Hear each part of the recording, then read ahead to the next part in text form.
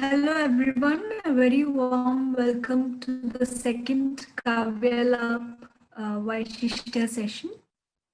Kavyalab is organized by, it's a poetic platform conceptualized by Dr. Sankita Menon, who is the head of Consciousness Studies program and Dean of Humanities at NIAS. Also by Dr. Shankar Rajaraman, who is a medical doctor, a poet, and a postdoctoral fellow at NIAS. Along with Sankita ma'am and Shankar sir, there is Preet Kona and I am Meera Kumar. Both of us are also coordinators who are doctoral scholars at NIA. So I welcome all of you to this session, and I asked Dr. Shankar Rajaraman to speak a few words and introduce today's speaker. Thank you, Meera. It's a pleasure to introduce to you the speaker for today, Dr. Balram Shukla, whom I have known since the past 7 to 8 years, and with whom I have personally interacted on a few occasions. We both share a passion for composing Sanskrit poetry, and that is how we came together. And we both compose Sanskrit poetry in the traditional idiom. Balram Shukla, sir, is a scholar and poet of Sanskrit and Persian languages. In fact, we should call him a polyglot because he knows, apart from these languages, also Hindi, Urdu, Prakrit, Arabic, Bhojpuri, Awadhi, and an understanding of Marathi as well as Bangla. He has university degrees in both Sanskrit and Persian with gold medals. He obtained his PhD in Sanskrit from the University of Delhi in the topic titled Sentence Meaning, a study of relevance theory in the context of Indian theories of meaning. He is at present the assistant professor, Department of Sanskrit, University of Delhi. He has published 3 Sanskrit and 2 Persian collections of poems, 3 research books, and more than 20 research papers in various journals. He has translated several Persian texts directly into Hindi. His translation of Rumi's 100 ghazals is named Nishabda Nupur. He has been frequently invited for presenting his Sanskrit and Persian poems by different cultural and academic institutions in both India and Iran. He has been conferred with several awards, foremost of which are the Badra and Vyasa Samman conferred on him by the Honorable President of India in 2013 and the Kalidasa Samman from Uttar Pradesh Samskrita Samsthan in 2018. Currently, he is working on 2 projects sponsored by the Indian Council for Social Sciences Research on mind, morality, and motives learning from Indian tradition, and also on an Indian-Iranian cognate glossary.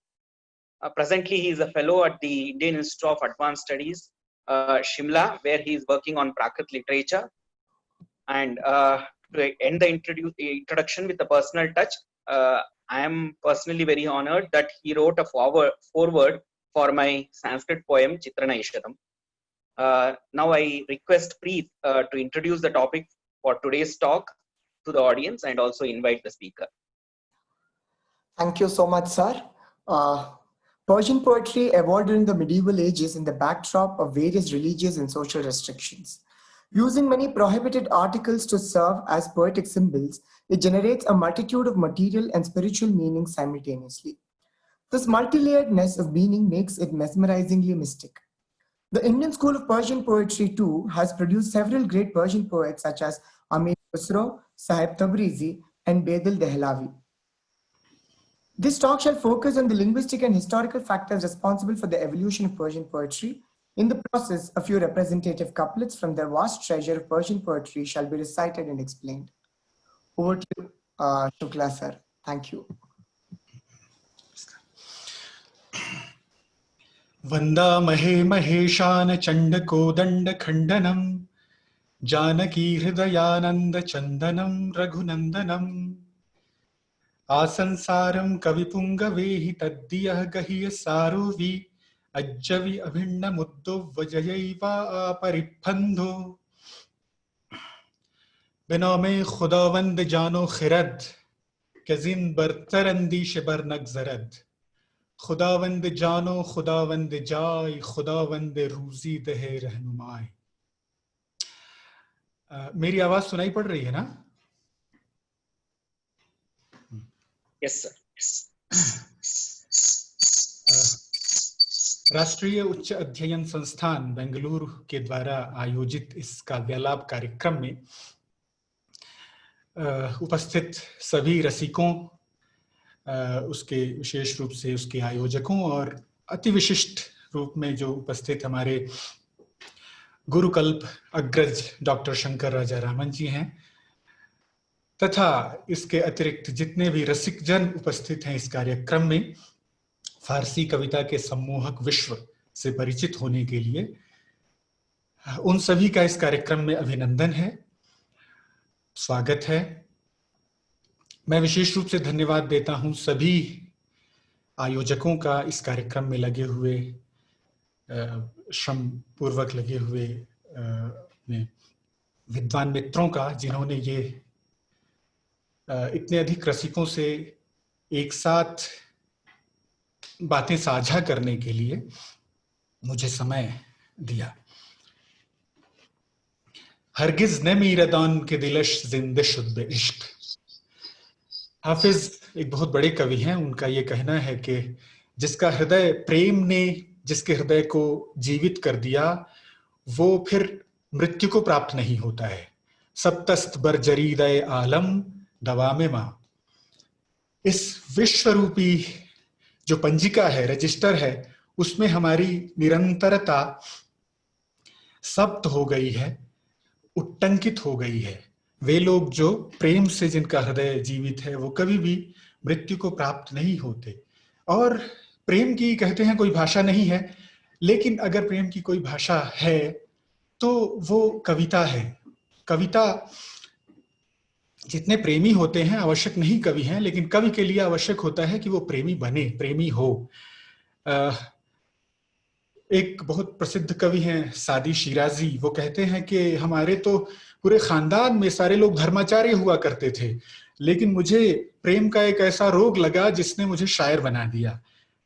मारा Muallem इश्के तो शायरी या मरा Muallem इश्के तो शायरी या मुख्त। मैं शायरी मुझे कैसे आई, तो मुअल्लिम इश्क ने, प्रेम के आचार्य ने मुझको शायरी सिखा दी। तो जिस प्रकार कविता के लिए प्रेम बहुत आवश्यक है, कार्ययित्री प्रतिभा के लिए, भावयित्री प्रतिभा के लिए भी उतनी ही आवश्यकता है। तो उर्दू में एक बहुत प्रसिद्ध शायर हैं, उर्दू की बातें मैं इसलिए कह रहा हूं कि उसकी सारी भावभूमि जो है, उसके सारे प्रतीक वो फारसी से आते हैं, यद्यपि उसके उदाहरण बहुत कम होंगे। इश्क को दिल में दे जगह नासिख, इल्म से शायरी नहीं होती। तो मेरा बहुत सौभाग्य है कि इस समूह में संस्कृत के जो सर्वोच्च कवियों में से एक डॉक्टर शंकर राजा रामन जी उपस्थित हैं। वो इन बातों की तायीद करेंगे, समर्थन करेंगे। नासिख कवि का कहना है कि इश्क को दिल में दे जगह नासिख। अगर तुमको कविता करनी है तो प्रेम को दिल में जगह देनी होगी, हृदय में स्थान देना होगा। इल्म से शायरी नहीं आती, शास्त्रों से शायरी नहीं आती। गुरुपदेशादध्येतुम शास्त्रम जडधियोप्यलम काव्यम तुजायते जादु कस्यचित् प्रतिभावतः। और वो रसिकता के लिए भी आवश्यक है, रसिकों के लिए भी आवश्यक है कि उनका हृदय जो है वो विलीन होने वाला हृदय हो। पहले दिले गुदाख्ता पैदा करे कोई, हृदय में गुदाज होना बहुत जरूरी है। तो जो रसिक जन उपस्थित हैं कवियों कविता के आस्वादन के लिए, मैं उन सभी का स्वागत करता हूं। रसिकता बहुत आवश्यक है किसी भी कविता को समझने के लिए, इसलिए मुझे बड़ी प्रसन्नता है कि एक क्लोज ग्रुप है यहाँ काव्यालाप का, जिसमें कवि हैं और रसिक लोग हैं। तो उसके लिए आवश्यक है कि एक भाषा की कविता का रसिक आवश्यक नहीं है कि दूसरी भाषा की कविता का भी रसन कर सके, उसका भी आनंद उठा सके। तो उसके लिए आवश्यक है, बहुत महत्वपूर्ण, कि वो पहले तो भाषा को जाने, और केवल भाषा को जाने नहीं, भाषा तो पॉलीग्लॉट्स होते हैं, भाषाओं को जानते हैं। साहित्य जो है वो भाषा का सबसे ललित उपयोग और सबसे सूक्ष्मतया ललित उपयोग करने में समर्थ होता है। तो कोई भाषा कितनी ललित हो सकती है, उसकी सूक्ष्मताओं का, उसके सौंदर्य की सूक्ष्मताओं का ज्ञान करना, केवल भाषा के व्याकरण का ज्ञान करना रसिकता के लिए आवश्यक नहीं होता है। आनंदवर्धन कहते ही हैं कि शब्दार्थ शासन ज्ञान मात्रेणैव न वेद्यते।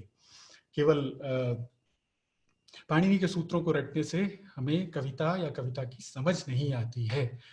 तो उसके ललित प्रयोग से, और दूसरी चीज जो है भाषा के अतिरिक्त, उस कविता में जो प्रयुक्त प्रतीक हैं उन प्रतीकों के विषय में जानना बहुत जरूरी होता है। तो फारसी कविता को समझने के लिए हमें उसके प्रतीकों की चर्चा करनी आवश्यक होगी, और हम आज की चर्चा को मुख्य रूप से इसी पर केंद्रित रखेंगे कि फारसी कविता में जो प्रतीक हैं वो, अच्छा, प्रतीक हर कविता के लिए बहुत महत्वपूर्ण होते हैं। कवि जो है वो अप्रस्तुत विधान करता है, उसके लिए उसको प्रतीकों की, उपमानों की, सिंबल्स की बहुत जरूरत होती है। लेकिन फारसी कविता की कुछ अतिरिक्त विशेषता है, और आज की पूरी चर्चा इसी पर होगी कि वो प्रतीक विकसित कैसे हुए, क्या ऐतिहासिक, धार्मिक, वैयक्तिक, सांस्कृतिक कारण रहे जिसके नाते विचित्र से, अद्भुत से प्रतीक उसमें विकसित हुए। और फारसी के प्रतीकों का दर्शन हम भारतीयों को, अब तो फारसी हमारे बीच से लुप्त हो गई, लेकिन उर्दू के माध्यम से हमें फारसी के प्रतीक दिखाई पड़ते हैं, जान पड़ते हैं। तो अधिकतर लोगों को उर्दू की शायरी, कम से कम हिंदी फिल्मी गीतों के द्वारा हमें हमारे कर्णगोचर हुए होंगे, तो इसलिए ये बहुत ही दूर की बात नहीं है, तो बातें स्पष्ट होंगी, मुझे विश्वास है। तो प्रतीकों का विकास किस तरह से हुआ, इस पर चर्चा हम करेंगे, और थोड़े से समय में संपूर्ण फारसी कविता की चर्चा नहीं हो सकती, इसलिए हम उसकी गजलों की चर्चा करेंगे, की बात करेंगे। यद्यपि जो प्रतीक हैं वो पूरे फारसी कविता को लेकर के व्याप्त हैं, लेकिन हम उसकी गजल कविता, उसकी महाकाव्यात्मक शैलियों पर बात नहीं करेंगे, और उन प्रतीकों के विविध प्रयोग, और इसके अलावा जो फारसी कविता के सौंदर्य के, जो उसके अलोक सामान्य सौंदर्य है, जो कि हम उर्दू में देखते हैं। और ये बेशक बात कही जा सकती है बिना किसी संदेह के कि उर्दू में जो हृदयावर्जकता है, जो दिलकशी है, वो फारसी के कारण ही है, क्योंकि वो फारसी के मुहावरों का प्रयोग करते हैं, फारसी के प्रतीकों का प्रयोग करते हैं। अन्यथा जो भाषा है वो तो 100% जो है वो भारतीय है, और वो शौरसेनी अपभ्रंश से प्रकट हुई भाषा है, जैसे जिस अपभ्रंश से हिंदी आई है। तो ये दो चीजें जो है जाननी बहुत महत्वपूर्ण है, उस भाषा की सांगीतिक सूक्ष्मता और उसके प्रतीकों का परिज्ञान। फारसी कविता जो है अति प्रतीकात्मक है। सारी कविताएं, सारे कवियों के द्वारा प्रतीक का प्रयोग किया ही जाता है, लेकिन फारसी कविता में जिस प्रकार प्रतीकों का प्रयोग किया गया वो विश्व साहित्य में दुर्लभ है। क्यों ऐसा कहा जाता है? क्योंकि फारसी कविता, आधुनिक फारसी कविता जो विकसित हुई, वो एक अजीब से राजनैतिक, सामाजिक, धार्मिक संघर्षों और दबावों में उत्पन्न हुई। तो इसलिए उस विवशता के कारण उसको बहुत ज्यादा प्रतीकात्मक होना पड़ा। तो यद्यपि ये विकास विवशता के कारण हुआ था, अगतिकतया हुआ था, बिना कोई रास्ता नहीं था इसलिए हुआ था, लेकिन ये फारसी कविता की सबसे बड़ा अभिलक्षण, उसके सौंदर्य का आधायक सबसे बड़ा तत्व हो गया कि उसमें इस तरह के प्रतीकों का विकास हुआ। हम थोड़ा संस्कृत के बारे में चर्चा करें। संस्कृत में अलंकारों का एक दल है। कुछ अलंकार ऐसे हैं जिसमें व्यंजनाएं, जिसमें ध्वनियां होती हैं, और बहुत बार ध्वनियां जो हैं गुणीभूत हो जाती हैं, व्यंग्य गुणीभूत हो जाता है। तो आनंदवर्धन ने बहुत प्रयत्न से ये बात सिद्ध करने की कोशिश की है कि ध्वनि का अंतर्भाव इन अलंकारों में नहीं हो सकता। तो ये विशेष प्रकार के अलंकार हैं, जैसे अन्योक्ति, जैसे अप्रस्तुत प्रशंसा, जैसे समासोक्ति, जैसे पर्यायोक्ति। हम बात तो प्रस्तुत की कर रहे हैं, लेकिन उभर रहा है अप्रस्तुत उसमें, जैसे सूक्ष्म, जैसे लेश, और बहुत सारे अलंकार ऐसे हैं। वो वर्ग है एक अलंकारों का, और भारतीय साहित्य में उसका बहुत सुंदर प्रयोग हुआ है। लेकिन केवल उनका प्रयोग नहीं हुआ है, फारसी कविता अगर हम कहें कि इस प्रकार के काव्यात्मक उक्तियों की भरमार है उसमें, तो ये अतिशयोक्ति नहीं होगी। फारसी में प्रतीकों का जिस प्रकार उपयोग किया गया है उसको हम रूपकातिशयोक्ति कह सकते हैं भारतीय शैली में। रूपकातिशयोक्ति जैसे मान लीजिए कि हम नायिका को चांद कहते हैं और चंद्रमा और नायिका दोनों को लेकर के आते हैं, लेकिन अगर सिर्फ चंद्रमा कह दें तो रूपकातिशयोक्ति हो जाएगी। फारसी कविता की शैली रूपकातिशयोक्ति से इतनी ज्यादा भरी हुई है कि हम अगर जैसे संस्कृत में अगर किसी को फूल कह दें तो फूल कहने से नायिका का भाव नहीं आएगा, लेकिन फारसी में अगर गुल कहा जाए तो निश्चित रूप से उसका तात्पर्य जो है वो नायिका ही होगा, नायिका या नायिका से नायक। अभी मैं चर्चा करूंगा कि इतनी एक बहुत महत्वपूर्ण चीज है कि फारसी में लिंग नहीं होते। फारसी में न तो क्रिया में लिंग होते हैं न विशेषण में लिंग होते हैं, तो इसलिए जो भी उक्तियां होती हैं वो नायक के बारे में कही जा रही है, नायिका के बारे में कही जा रही है, ये पता नहीं चलता है। हम प्रेमास्पद के बारे में कह रहे हैं इतना पता चलता है। वो प्रेमास्पद प्रिया है या प्रिय है। हमारी जो भाषाएं हैं, हिंदी, संस्कृत या अन्य भाषाएं, उनमें एक वाक्य भी बोलेंगे तो हमें पता चल जाएगा कि वो नायक के बारे में चर्चा हो रही है या नायिका के बारे में चर्चा हो रही है। अगर स्त्रीलिंग है तो निश्चित रूप से नायिका है, अगर नायिका है तो वो प्रेमास्पद है, वो प्रेमी नहीं है। इस तरह से एक रूढ़ि बन गई है। लेकिन फारसी जो कविता है वो दोनों भिन्न भिन्न आयामों को प्रकट करना उसकी बड़ी विशिष्टता है। तो अगर हाफिज कहते हैं सबा बेलुत्फ बेगुआन गिजाल रानारा, गिजाल जो है, जो हिरन है, वो हिरन कह रहे हैं, सबा जो प्रातःकालीन वायु है उससे कह रहे हैं कि उस हिरन को जा करके मेरा संदेशा सुनाओ। तो वो हिरन वस्तुतः हरिण नहीं है, वो हिरन महबूब है, क्योंकि रूपकातिशयोक्ति जो है वो बहुत अधिक इसमें प्रभावी है। या रूमी कहते हैं मन गुलाम कमरम गैर कमर हीच मगू, मैं चांद का गुलाम हूं। तो चांद जो है वो मून नहीं है, वो महबूब ही है। तो इस तरह से उसकी प्रतीकात्मकता की चर्चा हम करेंगे कि किस प्रकार उससे क्या प्रतीक विकसित हुए। फिर उसके उदाहरणों में कुछ सुंदर फारसी के अशार जो पद्य हैं उनकी चर्चा की जाएगी, उनका उदाहरण दिया जाएगा। तो सबसे पहली बात यह है कि फारसी कविता जो है वो सामाजिक और धार्मिक और सांस्कृतिक, यहाँ तक कि वैयक्तिक पर्सनल जो बंधन हैं उनसे बचने की एक तरकीब की तरह से विकसित हुई। एक शरण स्थली, एक पनाहगाह, एक रेफ्यूज के तरह से विकसित हुई फारसी कविता। और वो कैसे हुई, तो सबको पता है कि अरब में जब इस्लाम आया तो इस्लाम जो है वो उसके पहले प्रतीक पूजा का बहुत अधिक विधान था, और इस्लाम जो है निराकारवादी धर्म था।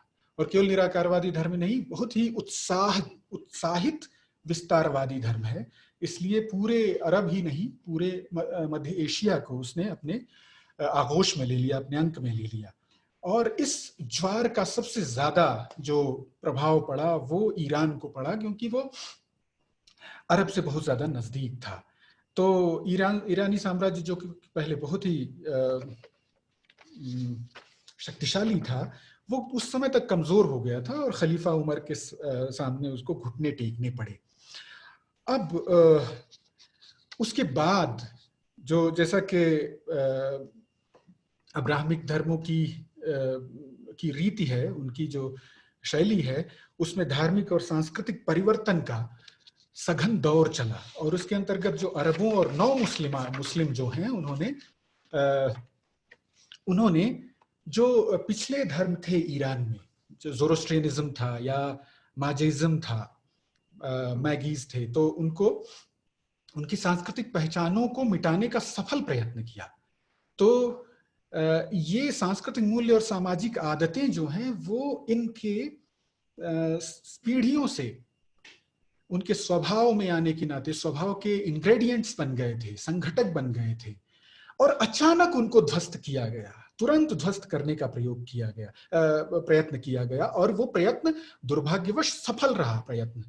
तो वो प्रयत्न जो हैं, जैसे प्रतीक पूजा थी, चाहे ज़ोरोस्ट्रियनिज्म था, उसमें अग्नि की पूजा का विधान था, या मैजिज्म था, वो ये बौद्ध धर्म भी वहाँ प्रचलित था। जो बुद्ध शब्द है फारसी में मूर्ति के लिए, वो बुद्ध से ही आया हुआ है। तो बुद्ध की मूर्तियां बहुत ज्यादा थी, बौद्ध थे वहां, और प्रतीक पूजा प्रचलित थी। तो अचानक जब इनको दूर हटाया गया, इसके अलावा भी बहुत सारी चीजें, जैसे मद्यपान, जैसे शराबखोरी जो है वो उस समय लोक में प्रचलित थी। इस्लाम की विधियों के अनुसार जो शराब पीना है वो हराम है, इसलिए उसको हटा दिया गया। अब ये चीजें ये सांस्कृतिक चिन्ह के रूप में बन गई थी, ये धार्मिक विधियों के रूप में बन गई थी। उनको राजनीतिक सत्ता ने जब अचानक दबाया तो लोग कुछ कर नहीं सकते थे, लेकिन उसको वे अपने प्रतीकों में उन्होंने स्थान दिया, और कविता के द्वारा उन्होंने रिटेलिएट किया। और तो ये ध्वस्त और अप्रत्यावर्तनीय सांस्कृतिक उपादान थे। ये जितने प्रतीक हैं वे ध्वस्त हो चुके हैं, अब नहीं है ईरान में, और वे सांस्कृतिक उपादान अप्रत्यावर्तनीय हैं, फिर लौट करके नहीं आ सकते। तो जब कविता शुरू हुई और फारसी कविता अचानक अपने पूरे बने ठने रूप में आती है रुदकी के साथ, वो 200 सालों का जो अरबों के आक्रमण का और अरबों के राज्य का समय था, उसमें कविता कैसी थी यह हमें बहुत ज्यादा मालूम नहीं है। लेकिन जब रुदकी पहला कवि जिसको माना जाता है, उसके बाद फिरदौसी आते हैं, तो कविता पूर्णतया अपने अच्छी तरह से बने हुए फॉर्म में हमें मिलती है। तो ये मूर्ति पूजा के जो उपादान हैं या मद्यपान के उपादान हैं, फारसी में जो एक माजी एक धर्म था, जो शायद वो उससे भी पहले था, ज़ोरोस्ट्रियनिज्म से भी पहले था, उसमें जो मुग हुआ करते थे वो मद्यशाला के प्रबंधक के रूप में भी हुआ करते थे, और धार्मिक विधियां थी उनकी। संस्कृत में भी वो शब्द मघ के रूप में है, फारसी में वो मुग है।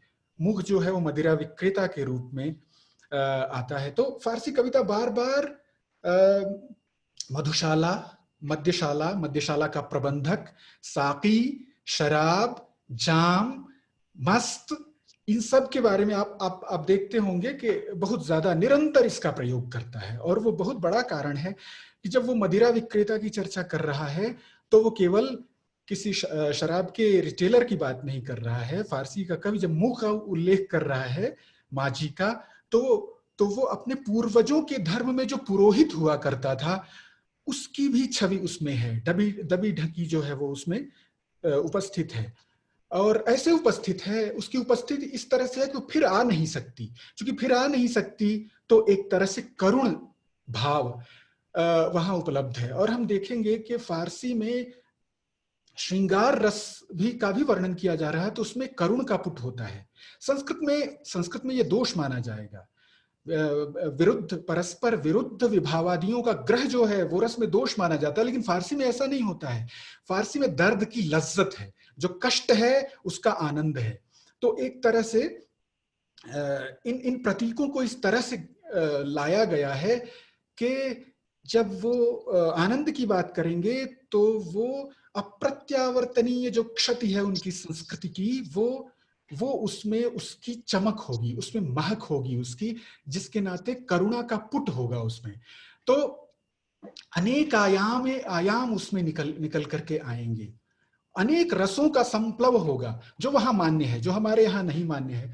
हमारे यहाँ श्रृंगार के साथ बीभत्स इत्यादि या रौद्र इत्यादि नहीं मान्य है, लेकिन वहां रौद्र, वहां उन्हीं उपमानों का प्रयोग करके वो रौद्र रस की भी सृष्टि करेगा। यानी अभिधा के लेवल पे जो उसके उपादान हैं वो सब श्रृंगार के होंगे, सारे श्रृंगार के उपादान। इसलिए उपादानों को बहुत ही कम रखा है, प्रतीक बहुत कम है, लेकिन बहुत ही समृद्ध हैं, बहुत ही जबरदस्त है। आप जो फारसी कविता को या उर्दू कविता को बाहर से देखे तो लोगों को ऐसे लगता है कि ये निरंतर शराब ही पीते रहते हैं, ऐसे लगता है कुछ दूसरा काम नहीं है, या महबूब से बात ही करते रहते हैं। लेकिन माशूक से बात करता हुआ व्यक्ति आवश्यक नहीं कि उसको उसके श्रृंगारिक चेष्टाओं की बात कर रहा है। वो ऐसा भी हो सकता है कि वो उसके अत्याचारों की चर्चा कर रहा हो, उसके द्वारा शासकों के द्वारा, जो टायरेंट शासक हैं, अत्याचारी शासक हैं, उनके शासकों की भी बात कर रहा हो, तो इस्लाम के तुरंत बाद विकसित होने के नाते उनके पुराने सांस्कृतिक प्रतीक और उनकी करुण स्मृति जो है उसमें आने के नाते इन प्रतीकों का इतना समृद्ध विकास हुआ, और बाद में अन्य चीजें भी उसमें आने लगी और अन्य रसों का भी प्रयोग होने लगा।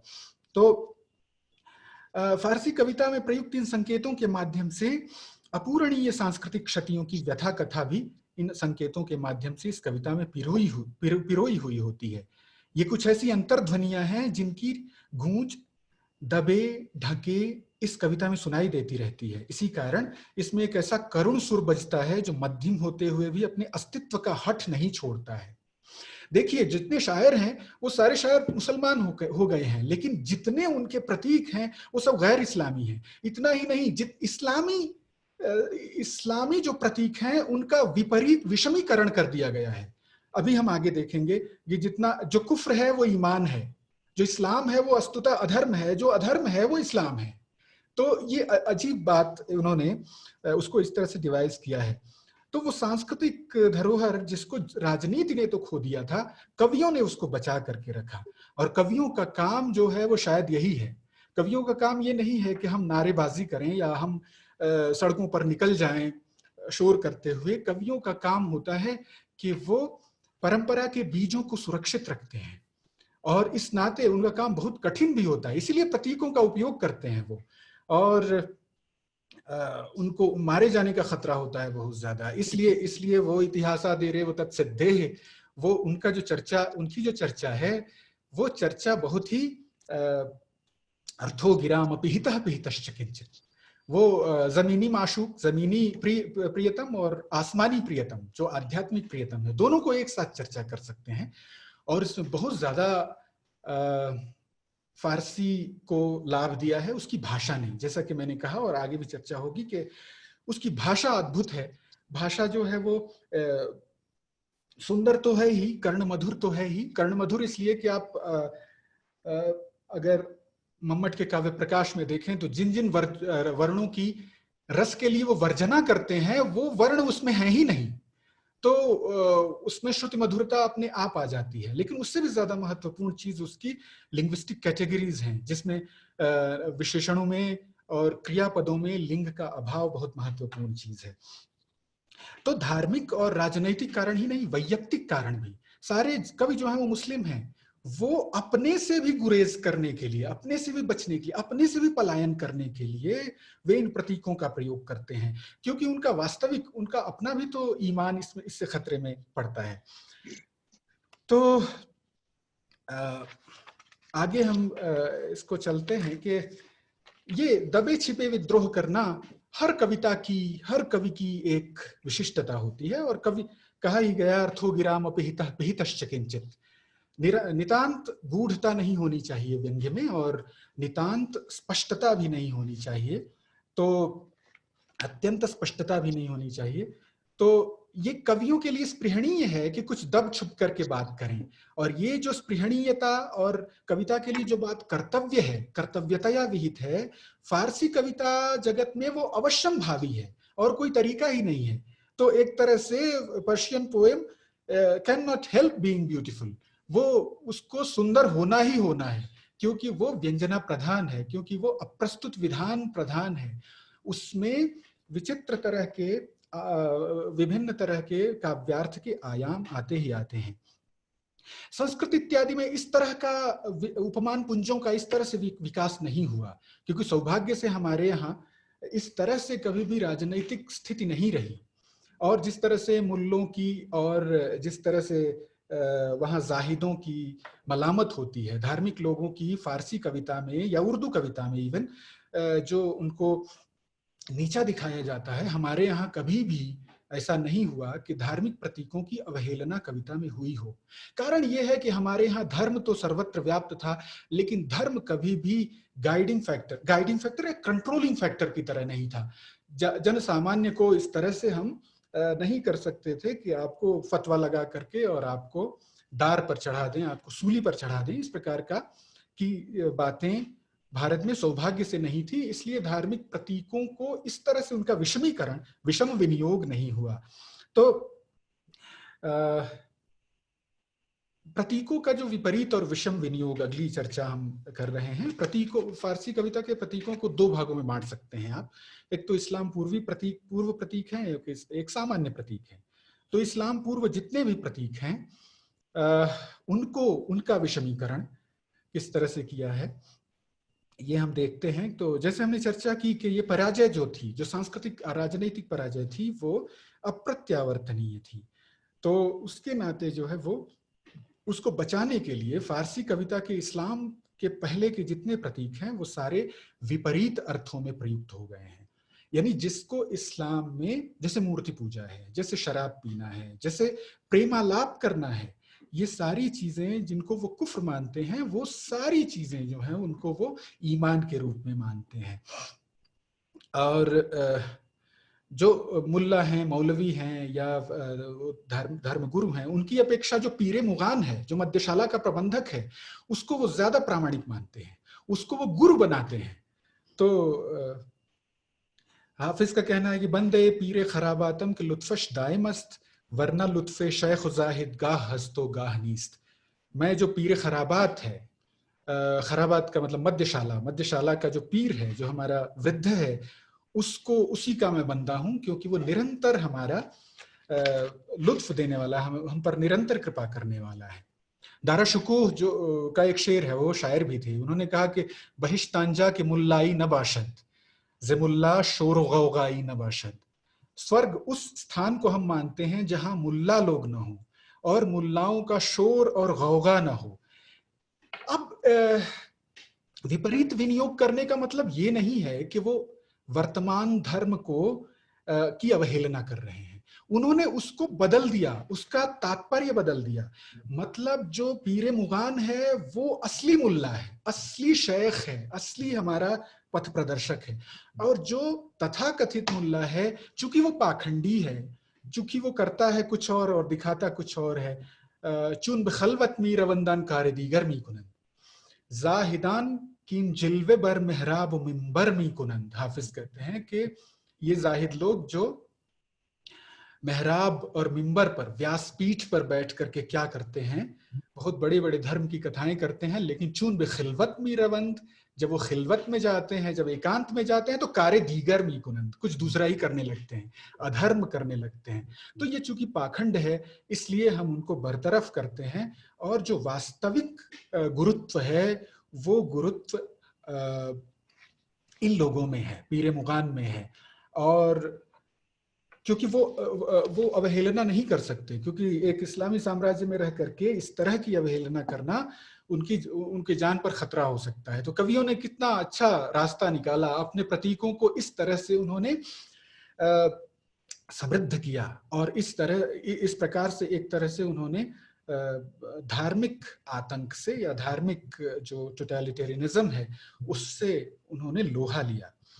तो वो वस्तुतः कहना ये चाह रहे हैं कि मस्जिद की प्रत्यक्षतः अवहेलना कर रहे हैं, लेकिन वस्तुतः वो अवहेलना नहीं है, वो पर्यवसित होती है इस बात में कि मस्जिद का जो मस्जिदत्व है वो मस्जिद में नहीं है, वो अब शराब खाने में है। चूंकि शराब खाने में है, इसलिए हम शराब खाने में ही शरण लेंगे। तो ये बातें हम समझ लेंगे तो आगे जो कविताओं के उदाहरण हैं वो उनको समझना आसान होगा।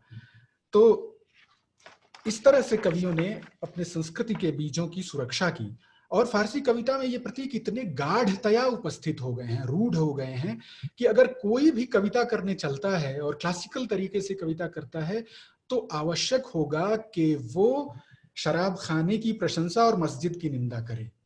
यहाँ तक कि खुमैनी जो हैं, इमाम खुमैनी, वो इस्लामी क्रांति के नायक हैं और उन्होंने गजलें भी लिखी हैं। और वो जब गजलें लिखते हैं तो वो कहते हैं, फारिगज खुद शुदमो कूसे अनल हक बेजदम, मैंने अनल हक यानी अहम ब्रह्मास्मि का शंख मैंने बजा दिया। अब न तो इस्लाम का अनल हक से संबंध है, क्योंकि जिसने अनल हक कहा था मंसूर, उसको खलीफा ने दार पे चढ़ा दिया था, सूली पे चढ़ा दिया था।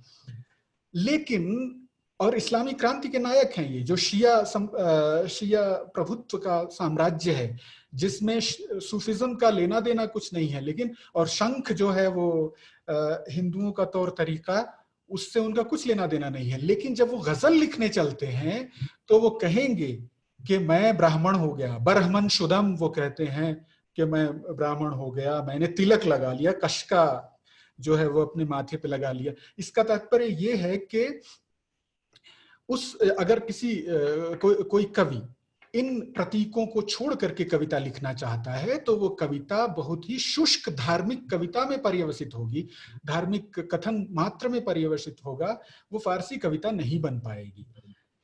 तो गालिब जो कि बहुत प्रसिद्ध हैं, वो उन्होंने बहुत बढ़िया शेर कहा है, हर चंद हो मुशाहिदा-ए हक की गुफ्तगू, बनती नहीं है बादो सागर कहे बगैर।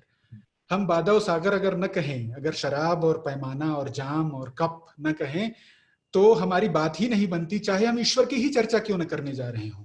ईश्वर की चर्चा भी करते हुए उन्हीं शब्दावली में, उन्हीं प्रतीकों में चर्चा करनी जरूरी होगी। संस्कृत में ऐसा नहीं है, आप जानते हैं, क्योंकि विभिन्न विभावादिग्रह जो है, मम्मट कहते हैं प्रतिकूल विभावादिग्रह नामक एक दोष हो जाएगा कि जिस रस का वर्णन करने चले हैं आप, उस रस से प्रतिकूल विभाव इत्यादि का ग्रहण कर रहे हैं, तो ये ठीक नहीं है।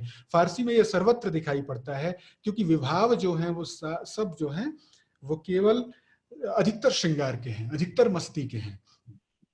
तो उन विभावों के प्रयोग करते हुए भी कवि जो है वो अत्याचारियों का वर्णन कर पाता है, रौद्र, विभत्स, करुण इत्यादि का वर्णन कर पाता है।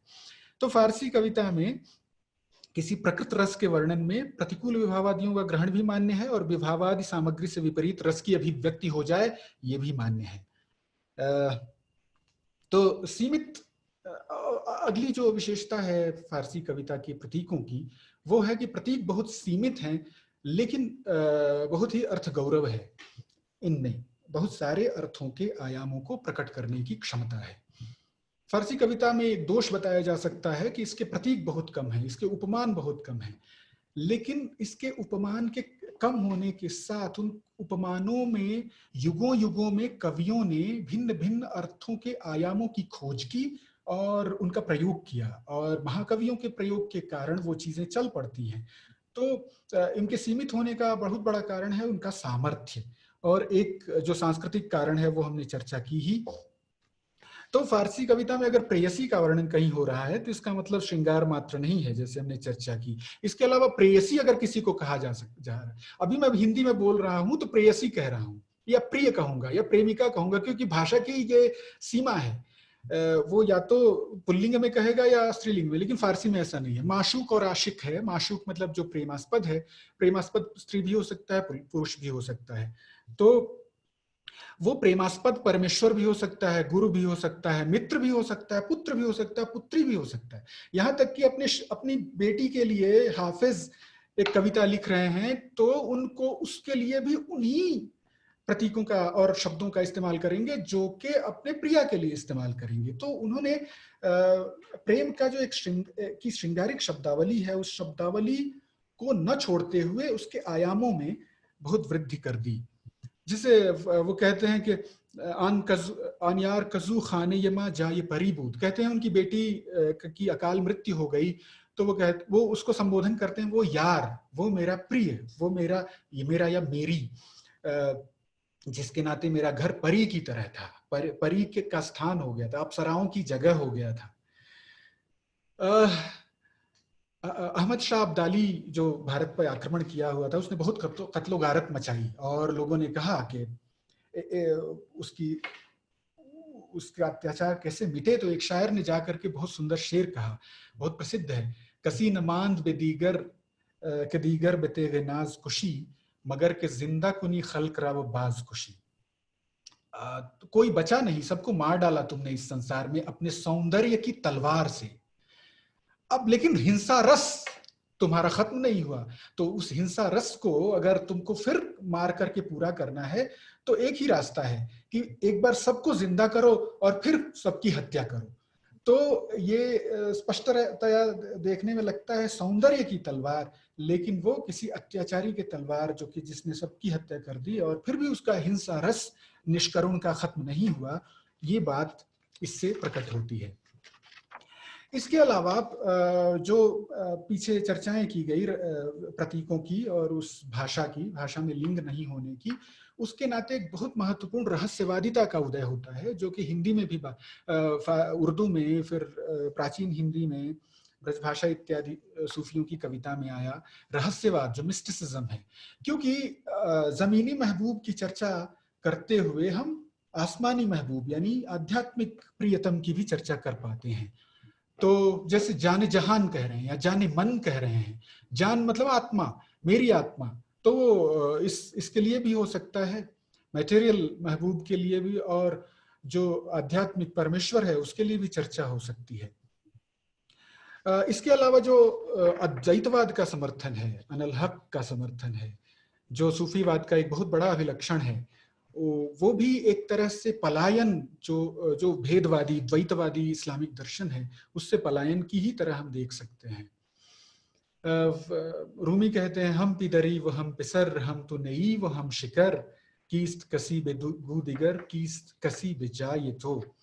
या मैंने प्रेम से कहा कि मुझे दूसरी चीजों से डर लगता है, प्रेम ने कहा कि दूसरा कोई है ही नहीं इसलिए डरो मत। तो द्वितीया द्वै भयम भवति, जो बृहदारण्यक उपनिषद का है, उसकी छाया इसमें मिलती है, जो ऑर्थोडॉक्स इस्लाम है उसमें इसकी कोई गुंजाइश नहीं है। कविताओं में ये चीजें आ सकती हैं। अब हम फारसी कविता के प्रमुख प्रतीकों की चर्चा करेंगे शीघ्रतया, हमारे पास समय बहुत कम है। बहुत ज्यादा मैं बोल चुका, और मैंने पूछा भी नहीं कि आप लोग बोर तो नहीं हो रहे, वितृष्णा तो नहीं हो रही। तो हम कुछ कविताओं को देखते हैं पिछली बातों के परिप्रेक्ष्य में। अब जो स्क्रीन्स हैं वो शेयर किए जा सकते हैं। मद्यपान संबंधी कुछ शेर जो हैं वो हम देख सकते हैं। फारसी कविता के प्रमुख प्रतीक जो हैं वो ये रूमी का शेर है, मन मस्तो तू दीवाने, मारा की बरद खाने, सदबार तुरा गुफ्तम, कम जंदो से पैमाने। तो पूरी फारसी कविता जो है मद्यपान से भरी हुई है, आप जानते हैं। रूमी कहते हैं कि मैं और तुम दोनों मिलकर के, दोनों यानी गुरु और शिष्य दोनों ने मिलकर के इतनी आध्यात्मिक शराब पी कि अब दोनों होश में नहीं है। अब सबसे प्रॉब्लम यह है कि हमें घर कौन ले जाएगा। मारा के बरद खाने, और वो कह रहे हैं मैंने सैकड़ों बार तुमसे कहा कि 2-4 पैक कम पिलाओ, लेकिन तुम निरंतर ढालते रहे और हम पीते रहे। अब मुश्किल है कि घर कैसे कोई जाएगा। तो पीरे मुगान के बारे में चर्चा हो रही है। आगे हम करते हैं कुछ महत्वपूर्ण शेरों, कुछ सुंदर शेरों पर चर्चा सिर्फ कर लेंगे। गर पीरे मुगान मुर्शिद मन शुद्ध च तफावत, दर हीच सरी नीस्त के सिर्रीज़ खुदा नीस्त। कोई ऐसा सर नहीं है जिसमें परमेश्वर का प्रकाश नहीं है। इसलिए अगर हम मद्यशाला के प्रबंधक को अपना गुरु बना लेते हैं तो इसमें दिक्कत क्या है, किसी को कोई परेशानी नहीं होनी चाहिए। और कहते हैं कि मुसलमानों को लास्ट में फिरदौस पैराडाइज की चीजें मिलेंगी, लेकिन हम रिंद हैं, हम फक्कड़ हैं, पियक्कड़ हैं, तो इसलिए, और गधा हैं, इसलिए पीरे मुगान मारा, बस हमारे लिए पीरे मुगान जो है वही ज्यादा। अगला आप कर सकते हैं। वो कहते हैं अगर पीरे मुगान कहता है, अगर मद्यशाला का प्रबंधक कहता है, तो नमाज पढ़ने वाला अपनी जो चटाई है उस चटाई को भी तुम बेमय रंगीन कुन, मैं मतलब मद यानी शराब, शराब से रंगीन कर लो, क्योंकि जो गुरु कहता है उसी के द्वारा हमें सिद्धि मिल सकती है। आगे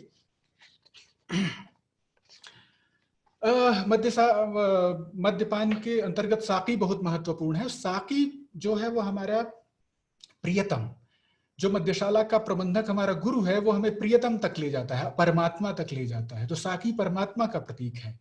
साकिया बरखेज दर्देह जामरा, खाक बरसर कुन गमे अय्यामरा, गमे छूट गया है। ऐ साकी यानी प्रिय को, प्रेमास्पद जो परमेश्वर है उससे प्रार्थना हो रही है। कई बार साकी गुरु के अर्थ में भी आता है। तो दर्देह जामरा, जाम को दो, खाक बरसर कुन गमे अय्यामरा, संसार के सारे गमों को नष्ट कर दो, सारे दुखों को नष्ट कर दो। तो साकी हमारे हृदय रूपी, हम जाम क्या है, जाम हमारा हृदय ही है, प्याला हमारा हृदय ही है, और वो प्याला खाली है, आनंद से खाली है, अध्यात्म से खाली है। तो वो साकी जो हमारा प्रेमास्पद या गुरु या परमेश्वर है, उससे हम प्रार्थना करते हैं कि वो हमारे हृदय को अध्यात्म की शराब से पूरा कर दे, भर दे। आगे, शराब क्या चीज है? शराब बहुत सारे अर्थों में लिया गया है और सारे अर्थ अच्छे ही हैं, आप देख लें, या तो दिव्य आनंद है, या तो ज्ञान है, या प्रेम है। जो फारसी में आनंद है वो वस्तुतः प्रेम है, वो भारतीय शैली में उसको आप ज्ञान कह सकते हैं। साकी बेनूरे बादा बरफरोज जामे माँ, ए साकी बादा के नूर से, यानी शराब के प्रकाश से हमारे जाम को प्रकाशित कर दो, हमारे हृदय को अध्यात्म के आनंद से प्रकाशित कर दो। लेकिन ध्यान रहे, जो लोग पीने वाले हैं, पिलाने वाले हैं, जो लोग अध्यात्म से संबद्ध नहीं हैं, वे भी इस कविता का आनंद ले सकते हैं। ये बहुत बड़ी विशिष्टता है इसकी, क्योंकि उनकी ही बातें की जा रही हैं, उनके लिए भी बातें की जा रही हैं। तो लेकिन बार बार ये कहते हैं कि खुमहा हमें जर दर जोश खरोशंद ज मस्ती अन बादे के इन जास्त हकीकत न मजाजस्त। मैं जिस शराब की बात कर रहा हूं वो हकीकी शराब है, वास्तविक शराब, आध्यात्मिक शराब है, वो भौतिक शराब नहीं है। आगे आगे अंतलखवश के सूफी, हाँ, इसलिए कहते हैं कि आप शराब का इनकार नहीं कर सकते। मनो इनकार शराब इंचे हिकायत बाशा, शराब को जिस तरह से रोका गया था, प्रेम को भी उसी तरह से रोका गया था। तो दोनों का एक युगल बनता है और वो कहते हैं हम दोनों को नहीं छोड़ेंगे। मन तरके इश्क बाजियो सागर ने भी कुनम, हाफिज कहते हैं मैं प्रेम करना और शराब पीना, ये दोनों चीजें मैं नहीं छोड़ सकता। तो प्रेम करना तो किसी तरह से अभिधेयात्मक भी है, लेकिन शराब पीना जो है वो शायद अभिधेयात्मक भी हो बहुत सारे लोगों के लिए, लेकिन आध्यात्मिक रूप से लेना जरूरी ही होगा, क्योंकि कवि जिस सामाजिक परिस्थिति में लिख रहा है उसमें उसकी जान को खतरा हो जाएगा अगर उसके केवल और केवल भौतिक स्वरूप को लिया गया। आगे करें। शराब खाना जो है, मद्यशाला क्या चीज है? मद्यशाला वो जगह है जहां हम साधना करते हैं। तो इसलिए बार बार फारसी का कवि कहता है कि मस्जिद वगैरह जाने को छोड़ करके मैं कदे में आओ, यानी मद्यशाला में आओ, और बिया बे मैं कदे वो चेहरे अरगवानी कुन, आओ मैं कदे में मद्यशाला में और अपने चेहरे को गुलाबी रंग का कर लो, पिंकिश कर लो बिल्कुल। मस्जिद में मत जाओ क्योंकि वहां कलमुहे रहते हैं, ऐसे लोग जो दग्धमुख हैं वे लोग रहते हैं, वहां भूल करके भी मत जाना। और कहते हैं मकाम असली माँ गोशे खराबात अस्त, खुदाश खैर बेहादान के इन इमारत गर्द। हमारी असली जगह जो है वो मद्यशाला का एक कोना है। परमेश्वर उसका कुशल करे जिसने कि इस भवन को बनाया, इस साधना स्थली को बनाया। आगे चलें। जाम जो है वो हमारा हृदय है, और जाम को जमशेद के द्वारा जोड़ा जाता है। जम जो है वही जो यम हुआ करता था, उसके पास एक शराब का प्याला था जिसमें वो संपूर्ण संसार को देख पाता था और उसमें वो शराब को पीता था। तो वो हमारा हृदय अगर आध्यात्मिक प्रकाश से प्रकाशित हो जाए तो उसमें हम संपूर्ण संसार को देख सकते हैं। तो मादर पियाले अक्सर उखे यार दी देम, हमने प्याले में परमेश्वर का यार जो है वो ईश्वर है, यार के रुख को देखा है। ऐ बेखबर ज लज्जत शुर्बे मुदाम मां, तुमको क्या खबर ऐ मुल्ला, तुमने इस शुर्बे मुदाम को, इस आनंद की कॉन्टिन्यूटी को तुम्हें पता ही नहीं है, तो तुम क्या जानोगे इसको। तो इसलिए अनकस के बेदस्त जाम दारत, जिसके हाथ में जाम आ गया वो सुल्तानी जम मुदाम दारत, उसके हाथ में जमशेद की सुल्तानी आ गई। आगे बुत जो है क्या है, बुत जो मूर्तियां हैं वो वस्तुतः प्रेमास्पद का प्रतीक है और प्रेमास्पद अंततः परमेश्वर है, इसलिए बुत यानी मूर्ति जो है वो परमेश्वर है। बुत परस्ती जो है वो इस्लाम में बहुत बड़ा गुनाह है, शिर्क जो है वो बहुत बड़ा गुनाह है, तो ये स्पष्ट है। लेकिन कविता में ये चीजें कवि कह करके बच भी जाता है और वो कह भी डालता है कि बुतेमन अस खुदायत नाजनीनस, तुम्हारा बुत जो तुम्हारा जो खुदा है, मेरा जो बुत है, मेरी मूर्ति जो है वो तुम्हारे खुदा से ज्यादा नाजनीन है, और मेरा कुफ्र जो है वो तुम्हारे ईमान से, तुम्हारे धर्म से, मेरा अधर्म जो है वो तुम्हारे धर्म से ज्यादा हसीन है। क्योंकि वस्तुतः जो अधर्म दिखाई पड़ रहा है उसी में धार्मिकता है, और जो धर्म के रूप में दिखाई पड़ रहा है वो दंभ मात्र है। तो इतनी बड़ी चीज जो है वो फारसी कविता के माध्यम से फारसी कवि कर सकते हैं। आगे ब्राह्मण जो है, ब्राह्मण, और ब्राह्मण सिर्फ केवल एक वर्ग विशेष के लिए नहीं आया है फारसी कविता में, समस्त हिंदुओं के लिए प्रयुक्त उसका वो हुआ है। तो ब्राह्मण जो है वो बुद्ध की उपासना करता है, बुद्ध जो वास्तविक परमेश्वर है, इसलिए ब्राह्मण जो है वो वास्तविक उपासक है। और उसके जो जितने भी जुन्नार यानी उसका यज्ञोपवीत है, उसका तिलक है, वो सब फारसी कविता में वास्तविक साधना के प्रतीक हैं। और जितने भी नमाज इत्यादि पढ़ना है या दाढ़ी वगैरह रखना है, इवन उन सब की निंदा पाखंड के रूप में हुई है। वो निश्चित रूप से इस तरह का समाज में व्याप्त रहा होगा, जिसको देख करके उन्होंने कहा। तो ब्राह्मण पर एक शायर हुए हैं चंद्रभान ब्राह्मण, चंद्रभान, और ब्राह्मण उनका काव्य नाम था, जो कि बहुत प्रसिद्ध पंडित राज जगन्नाथ के समय में शाहजहां के बहुत बड़े मुंशी थे, यानी इंशानवीस यानी गद्यकार थे। तो नीचे वाला शेर बहुत सुंदर है। वो कहते हैं, ब्राह्मण एक प्रेमास्पद का प्रतीक है। वो कहते हैं कि कोई कह रहा है कि ब्राह्मण मेरा जो प्रिय है उसने मेरे दिल को जला दिया, अपनी बेवफाई से दिल को जला दिया, अपनी निष्ठुरता से दिल को जला दिया। और जब मेरा दिल जल गया और जले हुए दिल से जब गंध आने लगी तो उसने कहा जाओ जाओ, तुमसे ये कबाब की बू आ रही है। कि ब्राह्मण जो है वो मांसभक्षी नहीं होते हैं, तो कबाब मेरे सुलगते दिल से मांस की गंध आने पर वो पहले तो उसने दिल जलाया और फिर मुझको भगा भी रहा है। आगे करें। जन्नत, मस्जिद इत्यादि इस्लामिक प्रतीक हैं, उनकी भी हेठी नीचता दिखाई गई है। जैसे हाफिज कहते हैं, बाग़े बहिश्त साये तूबा व कसरूर, बाखा के कुए दूस्त बराबर नेमी कुनम। जो बहिश्त के बाग हैं, जन्नत के बाग हैं, या कल्प वृक्ष की छाया है, या बड़े बड़े कसर हैं, महल हैं और हूर हैं, मैं अपने प्रियतम की गली के धूल के बराबर भी उनको नहीं समझता हूं। और वो कहते हैं कि मेरा सबसे बड़ा धर्माचरण ये है कि मैं व्यासपीठ पर बैठ करके जलवा और करिश्मा नहीं करता हूं, नाजो करिश्मा नहीं करता हूं, रोने धोने नहीं लगता हूं, भाषण नहीं देता हूं। ये सबसे बड़ी मेरी धार्मिकता है। आगे चलें। वो कहते हैं कि तुम मुल्ला हो, शेख हो, तो दूसरों के जो शराबी हैं उनसे परेशान क्यों हो? उनको जो कष्ट है, उनको दुख जो है, वो जो पाप कर रहे हैं वो उन्हीं के खाते में आएगा ना, वो तुम्हारे खाते में थोड़ी कोई लिख देगा। तुम इतने परेशान हो रहे हो उनसे, उन शराबियों से, उन पापियों से, ऐसे लग रहा है कि उनके पाप का हिस्सा तुम्हारे अकाउंट में लिख दिया जाएगा कि गुनाहे दिगरन बर तो न खाहंद नविश्त। तो और एक बहुत सुंदर है, वो कहते हैं कि शराब मैंने पी तो तुम इतने दुखित हो रहे हो, इतने गुस्सा हो रहे हो, ऐसे लग रहा है कि शराब अंगूर के खून से नहीं बना हो, तुम्हारे खून से बना हुआ हो। अंगूर का खून का मतलब अंगूर का जूस, अंगूर के बातें अज खून रजा न अज खून शुमास्त। मैं समझाता हूं तुमको, वो तुम्हारे खून की बनी शराब नहीं हुई है। आगे। प्रेम के और भी प्रतीक बहुत सारे जो सर्वत्र हो सकते हैं, लेकिन फारसी कविता में प्रतीकीकरण बहुत ही सघन है।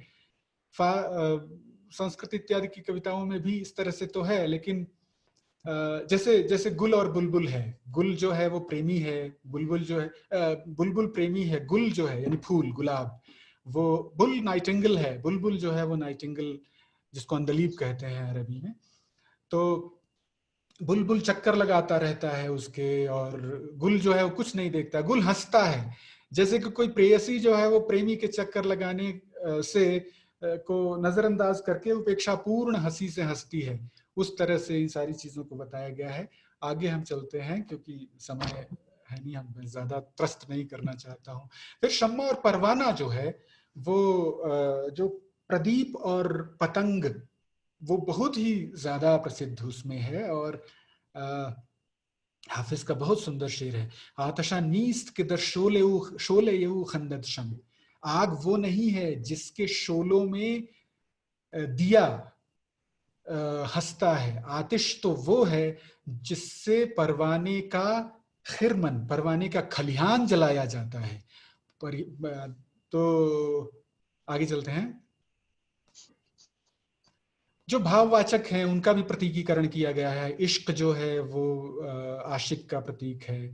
तो इश्क क्या है, इसकी बड़ी पूरी फारसी कविता का जो सेंट्रल पॉइंट है उसको आप इश्क कह सकते हैं। लेकिन वो इश्क केवल इश्क नहीं है, वो इश्क कभी करुणा है, कभी प्रेम है, कभी अत्याचार है, कभी वो नहीं अतृप्त इच्छा है। तो लेकिन प्रेम की बहुत सारी महत्ताएं बताई गई हैं, जिससे उसने कहा दिल के बी इश्क शुदज रहमत हक दूर शबद, जो प्रेम के बिना है दिल वो परमेश्वर की कृपा से दूर हो जाता है। जैसे अगर मुर्दा आदमी समुद्र में पड़ जाए तो उसको लहरें उठा करके बाहर फेंक देती हैं, तो प्रेम के बिना व्यक्ति ऐसा ही है जैसे कि प्राण के बिना मनुष्य। आगे चलें। इश्क का, प्रेम का सबसे जो प्रतिपक्षी है वो अक्ल है। अक्ल का मतलब तर्क बुद्धि, तर्क बुद्धि। तो जैसे इसमें मौलाना कह रहे हैं कि प्रेम का ये कहना है, अक्ल कहता है कि चारों ओर रास्ते बंद हैं, लेकिन प्रेम कहता है कि राह फिर भी है और मैं कई बार उस राह से गुजरा भी हूं।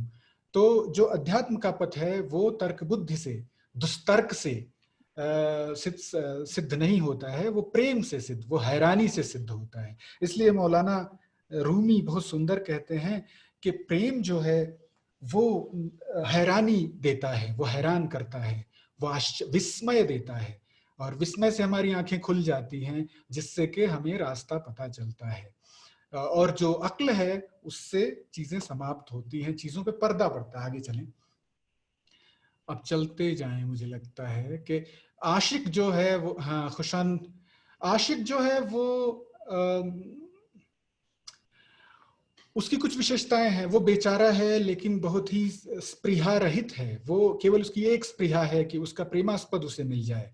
तो कहता है कि अगर पूरी दुनिया मुझे मिल जाए तब भी मैं अपने स्थान से नहीं हटूंगा, क्योंकि मैंने अपने पैरों में मेहंदी लगा रखी है। कैसी मेहंदी? संतोष की मेहंदी लगा रखी है। जैसे किसी ने मेहंदी लगा रखी, वो जाएगा नहीं कहीं।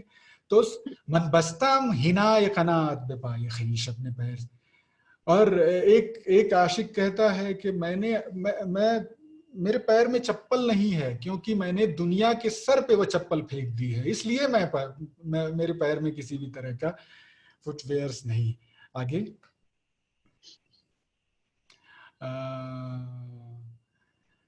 खुशान शबी के दर आगूश गिरमत तारूज, और वो निरंतर उसके मिलन की आकांक्षा करता है। और वो कहता है कि वो उस रात की मैं इच्छा करता हूं कि जब मैं तुमको अपने आगोश में, अपने अंक में लूं, और अंक में इस तरह से लूं कि मेरा हाथ सो जाए। हाथ के सोने का मतलब हाथ का सुन्न हो जाना। तो मेरा हाथ सो जाए, ये हमें तो निरंतर अतृप्त इच्छाएं, और वो उन अतृप्त इच्छाओं का इंटेंसिफिकेशन जो है वही उसकी साधना होती है। आगे चलें। माशूक जो है वो बहुत ही सुंदर है, बहुत जबरदस्त है। वो इसलिए अत्याचारी जो होता है उसको माशूक कहते हैं। वो आता है और घोड़े पे चढ़ता हुआ नजर से सबको कत्ल करके चला जाता है, जैसे तलवार से कोई अत्याचारी आकर के कत्ल करके चला जाता है। वो बहुत सुंदर है, इसलिए फारसी कवियों का परम उद्देश्य और परम कर्तव्य है कि उसके सौंदर्य का वर्णन करे। कहते हैं कि हर किस माह पुरसदत बाम बरा के हम चुनीन, अगर कोई कहे पूछे कि चंद्रमा कैसा होता है तो तुम अपने टेरेस पे आ जाओ और बताओ कि इसी तरह होता है वस्तुतः। तो दूसरे लोग आशिक से कहते हैं कि तुमने दिल जो है वो उस माशूक को क्यों दे दिया, उस प्रेमास्पद को दे दिया, क्यों दे दिया। तो आशिक जो प्रिय है वो ये कहता है कि वो मुझे नहीं प्रश्न करना चाहिए इसके विषय में कि तुमने हृदय क्यों दिया उसको। सबसे पहले आके तुमसे पूछना चाहिए कि तुम इतनी सुंदर क्यों हो। बायद अव्वल ज़त्तु गुफ्तन कि चुनीन खूब चिराई। अच्छा, खूबी जो है वो केवल सौंदर्य नहीं है, हर तरह का गुण, जो स्पृहणीय गुण जितने भी हैं वो सारे सौंदर्य उसका प्रतीक है। कोई बहुत ही सुंदर है तो इसका मतलब ये नहीं कि उसके नयन नक्श बहुत सुंदर है, उसके सारे गुण जो हैं उसे वो ये सौंदर्य भी वस्तुतः प्रतीक है उसका। आगे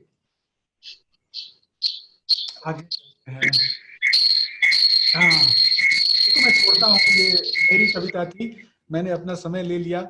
आगे जो है वो आगे एक बार और, हाँ, अब ये समाप्त होता है। बेपायन आमदीन दफ्तर हिकायत हम चुनान बाकी, बसत दफ्तर नशायत गुफ्त हस्बुल हाल मुस्ताकी। ये सादी, शेख सादी जो बहुत बड़े शायर हैं, बहुत बड़े एथिकल नैतिक शायर भी और बहुत बड़े श्रृंगारिक कवि भी हैं, वो कहते हैं कि ये कार्यक्रम समाप्त हो गया, ये किताब खत्म हो गई, लेकिन कहानी उसी तरह बाकी है। उसी तरह का मतलब जिस तरह से 4 बजे जितना कम कहा था, 5 बजे भी उतना ही कम है अभी। तो हम चुनान बाकी, क्योंकि हस्बुल हाल मुस्ताकी, जो प्रेम के कथन है, प्रेम की कहानियां हैं, वो सद दफ्तर न शायद गुफ्त, सैकड़ों रजिस्टर्स उसके लिए कम पड़ते हैं, उसमें भी वो नहीं कहे जा सकते हैं। आप लोगों ने बहुत धैर्य से, बहुत रुचिपूर्वक सुना। मुझे नहीं पता कि मैंने जो इसका शीर्षक दिया था विश्व, फारसी कविता का मोहक विश्व, तो पता नहीं विश्व की झलक मिल पाई कि नहीं, लेकिन अगर फारसी कविता का मोहकत्व कुछ अंशों में अगर प्रकट हुआ हो तो मेरी सफलता है।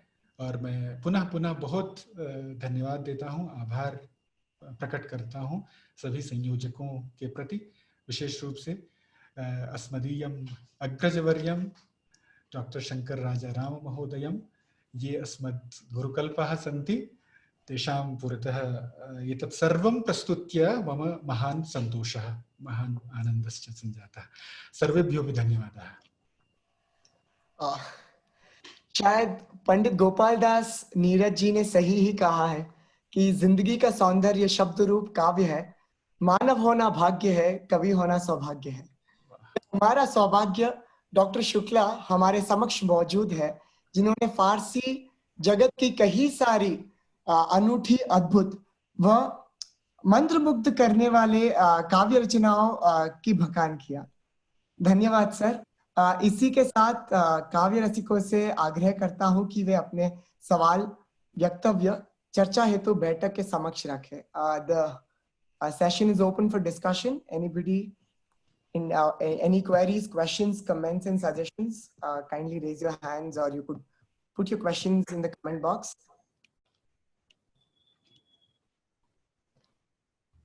सर, पहला सवाल है, पूछते हैं sir, can you throw light on Deccani literature and its relationship with Parsi? Dilip महोदय का सवाल है।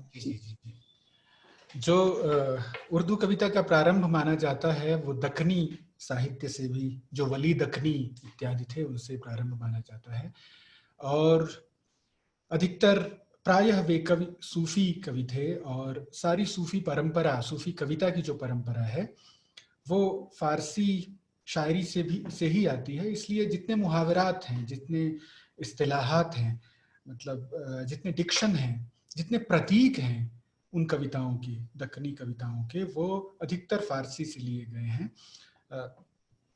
फारसी, भारत में जिन लोगों ने राज्य किया, जिन मुस्लिमों ने आक्रमण किया, वो सबकी भाषा फारसी नहीं थी, लेकिन फारसी उस पूरी संस्कृति की भाषा हो जाने के कारण भारत में ग्राह्य हुई।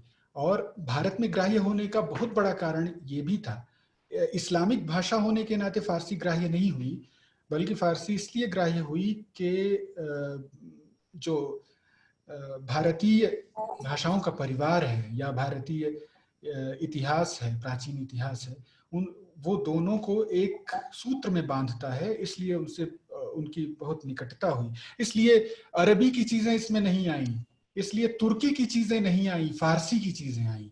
जब इधर ईरानियों का जो मुस्लिमों का आक्रमण और उनका साम्राज्य हुआ, तो यही कारण है कि फारसी सांस्कृतिक भाषा रही, और बाद में जितने भी उर्दू, दक्कनी हिंदी इनका विकास हुआ, क्योंकि 1000 साल पहले से इन सब का विकास हो रहा है, और वही समय फारसी के आने का है। यद्यपि फारसी पहले से भी थी, लेकिन तो उसके साहित्य के विकास में, उसकी यहाँ तक कि भाषा के विकास में फारसी शब्दों का बहुत अधिक भूमिका है।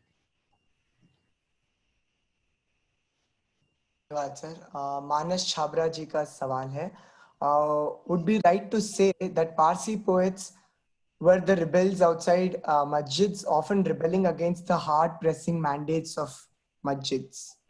हाँ, ये निश्चित रूप से, ये तो स्पष्ट ही है, और मेरे पूरे कथ्य में इस बात को ही मैंने कहा कि वो एक विद्रोही कविता है, और कवि तो विद्रोही होता ही है एक तरह से, लेकिन उसका विद्रोह जो है वो लाल सलाम वाला विद्रोह नहीं होता है कि हम संघर्ष करेंगे और हम सड़कों पे उतरेंगे। कवियों की अपनी विशिष्टता होती है, अपना तरीका होता है कवियों का, और वो तरीका उन्होंने अपने प्रतीकों को विकसित करके किया। तो अब कहीं भी फारसी कविता या फारसी से अनुप्राणित जो उर्दू कविता है, उसको आप देखेंगे तो जैसा मैंने कहा कि इवन इमाम खुमैनी को कह रहे हैं कि मन अज मदरसो अज मस्जिदो बेजार शुदम, मैं मदरसे और मस्जिद से बेजार हो गया, उपेक्षा पूर्ण हो गया, क्योंकि उसमें बहुत ज्यादा पाखंड चलता है। तो स्पष्ट रूप से अवहेलना नहीं है, व्यंजना में जरूर अवहेलना है। जो अभिधा स्तर है, अभिधा स्तर पर अवहेलना करते हुए दिखाई पड़ते हैं, लेकिन उनका आयाम जो है वो धर्म के वास्तविक तत्व की ओर ले जाता है, जो कि सामान्य समाज में प्रचलित पाखंड, धर्म के पाखंडों से के विद्रोह में होता है। तो मस्जिद का विरोध नहीं कर रहे हैं, मस्जिद का से विद्रोह नहीं कर रहे हैं। जैसे कि मैंने कहा, मस्जिद का जो मस्जिदत्व है वो मस्जिद में नहीं है, वो मैखाने में ज्यादा है, इसलिए शराब खाने या मद्यशाला की वकालत कर रहे हैं वो, और उसी को वास्तविक मस्जिद मान रहे हैं। प्रभु जी का सवाल है, sir you're here, do you want to ask the question for yourself? I see Mr. Prabhu on the video. Do you find special difficulties in translating into English? Do you find special difficulties in translating into English? मतलब फारसी कविताओं का अंग्रेजी अनुवाद कठिन है ये? जी सवाल। फारसी कविताओं को अंग्रेजी से पढ़ना और उसका अंग्रेजी में अनुवाद करना, ये दोनों बड़ा ही जुल्म है उस भाषा के साथ, क्योंकि फारसी हमारी भारतीय भाषाओं के इतने निकट है कि वो उस तरह से करना द्रविड़ प्राणायाम जैसे ही है। अब जैसे फिट्जजेराल्ड का खय्याम का जो उमर खय्याम की रुबाइयां हैं, उनका अनुवाद उन्होंने किया, तो बहुत प्रसिद्ध है, विश्व प्रसिद्ध है, लेकिन मैंने उसको पढ़ा तो खय्याम बस नहीं थे उसमें। कविता खूब थी, फिट्जजेराल्ड की कविता थी, लेकिन उसमें क्योंकि वो हमारी भावभूमि से बहुत ही दूर हो जाता है, तो मैंने अंग्रेजी में कभी प्रयत्न नहीं किया, इसलिए उसमें कठिनाइयां तो होंगी ही। मुझे बोलने में ही कठिनाई है अंग्रेजी, तो उसके अनुवाद में मेरे लिए तो बहुत कठिनाई होगी, लेकिन मुझे विश्वास है कि जो लोग अंग्रेजी जानते भी हैं उनको भी भारतीय भाषाओं की अपेक्षा ज्यादा कठिनाई होगी। सुहास जी हमारे समक्ष उपस्थित है। Suhas, do you want to ask the question? Niharika, if you can unmute Suhas. Yes. Namaste, Balram. Hare Namaskar, Suhas ji. My question is, how has Farsi poetry influenced your verse in Sanskrit and Prakrit, especially in terms of Sringara Kavya, if there is some influence? प्राकृत तो नहीं मैं कह सकता, क्योंकि प्राकृत में खुद बहुत ही सुंदर कविताएं हैं और बहुत ही प्रेम का साम्राज्य उसमें है, लेकिन संस्कृत कविताओं को बहुत ज्यादा उसने प्रभावित किया।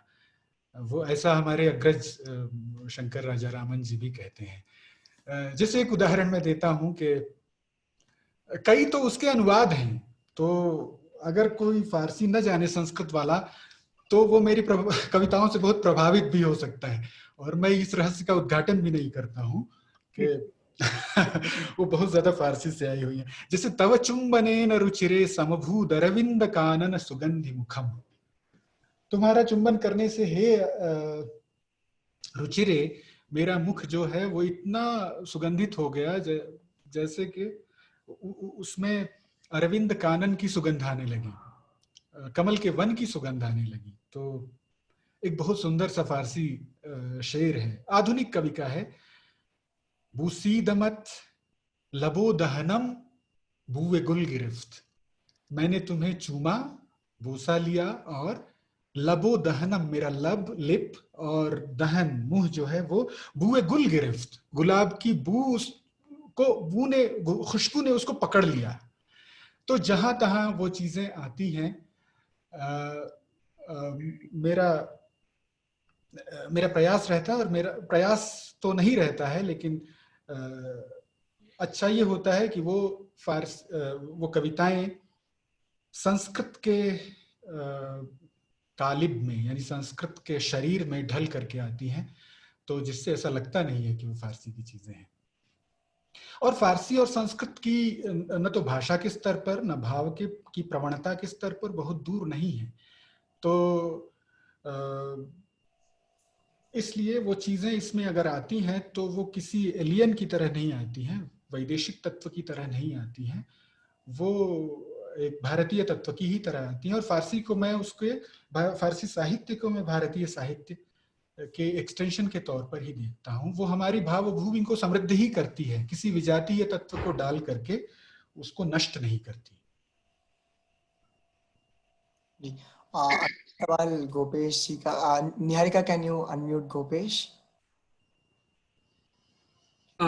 शुक्ल जी को आभार, नमस्कार कहता हूँ मैं। बहुत ही कम जानता हूँ मैं फारसी काव्य रचना या पूरे समाज के बारे में, पर कुछ एक बहुत छोटा सा सवाल है।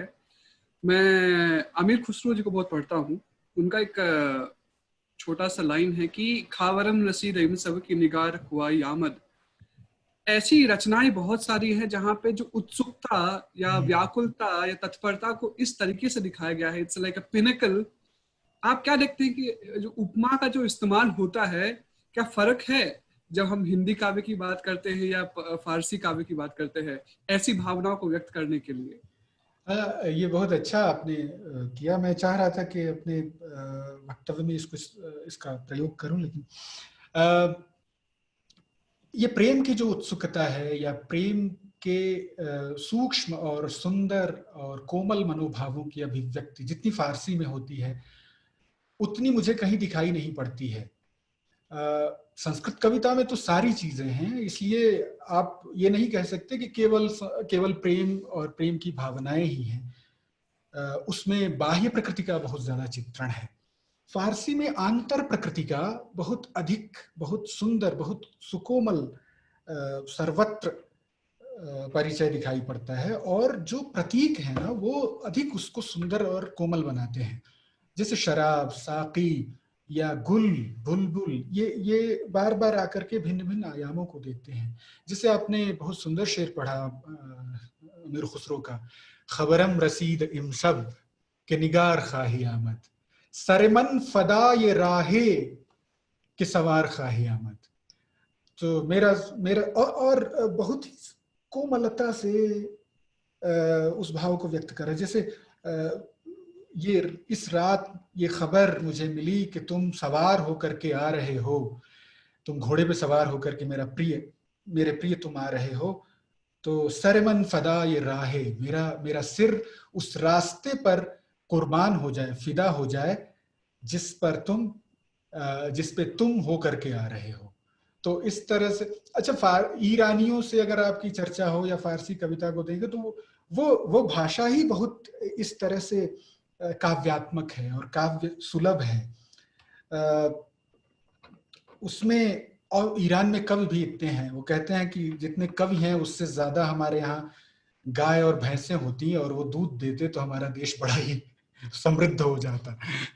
तो लेकिन वो भाषा स्वयं कविता के बहुत ज्यादा अनुकूल है, क्योंकि वो सामान्य बातचीत में भी इस तरह के जैसे तुम्हारे कुर्बान हो जाऊं, तुम्हारे फिदा हो जाऊं, और जैसे कहते हैं कि जैसे आपने कहा कि ये काम कर दो, तो मैं ये नहीं कहूंगा कि हाँ कर दूंगा, वो कहते हैं चश्म। चश्म का मतलब आपकी बात जो है वो मेरी आंखों पर, मेरी आंखों की पलकों पर।